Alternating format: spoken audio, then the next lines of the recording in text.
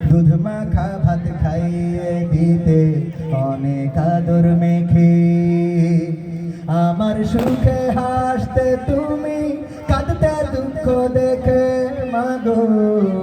দুধ মাখা ভাত খাইয়ে দিতে অনেক আদর মেখে, সে আমি মা থাকি যে প্রবাসে,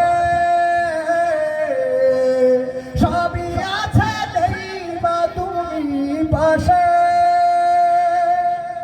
সে আমি মা থাকি যে প্রবাসে মাগো, সবই আছে নেই মা তুমি পাশে।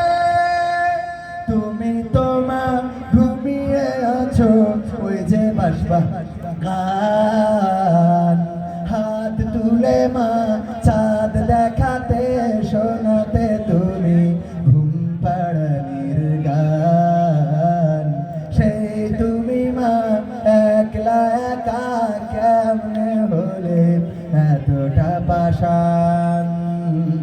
তোমার ছেলে অনেক বড় হবে, দুঃখে ভরা সংসার তোমার সুখে ভরে দেবে মাগো। তোমার ছেলে অনেক বড় হবে, এই তো আশা ছিল তোমার বুকে, তবে তুমি ঘুমালে সে কোন সুখে। তুমি ছাড়া শূন্য আমার সুখেরই বাগান, হাত তুলে মা চাঁদ দেখাতে শোনাতে তুমি ঘুম পাড়ানির গান। সেই তুমি মা একলা একা কেমনে হলে এতটা পাষাণ। আপনাদের বলতে ইচ্ছা হচ্ছিল, গানটা এখনো আছে কিন্তু সময়ের দিকে তাকাতে হচ্ছে, তো আমি এখনো আবৃত্তি করবো বলেছি।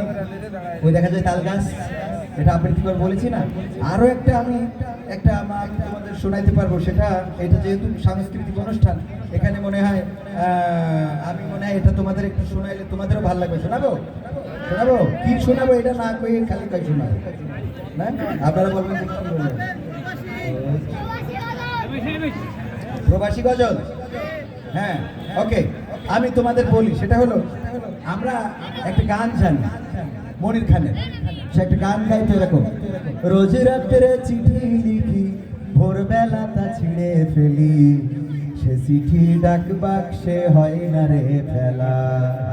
এ যে কেমন যন্ত্রণা রে, এ যে কেমন যন্ত্রণা, সে যন্ত্রণার কথা যায় না রে বলা। অঞ্জনা,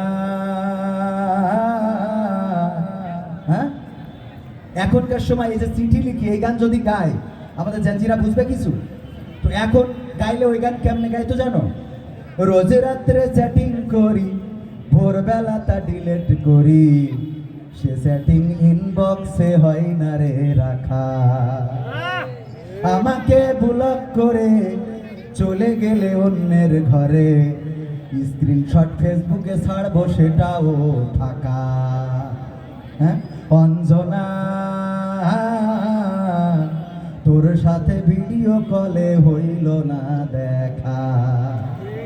হ্যাঁ এরকম বলতো না, কারণ এখনকার জেনজিদের এটা বুঝাইতে হবে। তারপরে আরেকটা গান গাইতো আমি।